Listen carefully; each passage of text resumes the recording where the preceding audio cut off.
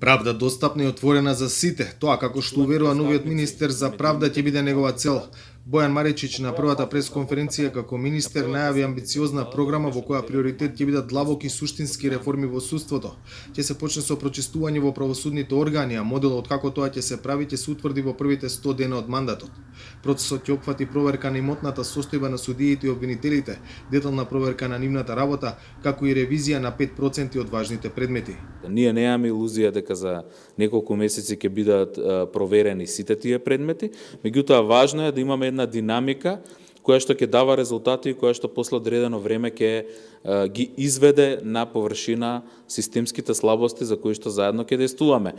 Тоа не мора да значи во секој поединечен случај дека мора судијата да биде разрешен, бидејќи судиите има широк диапазон или можности за укажување, но секако е важно да ги изнесеме сите слабости и човечки и системски за да можеме да ги подобриме, затоа што крајната цел е да имаме ефикасно судство. Се планира кадровско зајакнување на судовите и обвинителствата, зголемување на бројот на стручни соработници.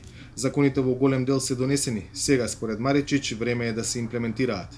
Мојата мисија како министер за правда е да ја вратам надежта на граѓаните во системот, во правосудството, не смее да има недопирливи пред законот и институциите. Кога граѓаните ќе веруваат во одлуките на судовите и обвинителствата и кога тие вистински ќе остварат посакуваната целосна независност, тогаш тие ќе може и најдобро да ја вршат својата функција и да ја контролираат подобро извршната и локалната власт. Најавените реформи доаѓаат во значаен период во пресрет на стартот на преговорите со Европската унија кои почнуваат токму со поглавјата 23 и 24 судски и основни права, правда и слободи.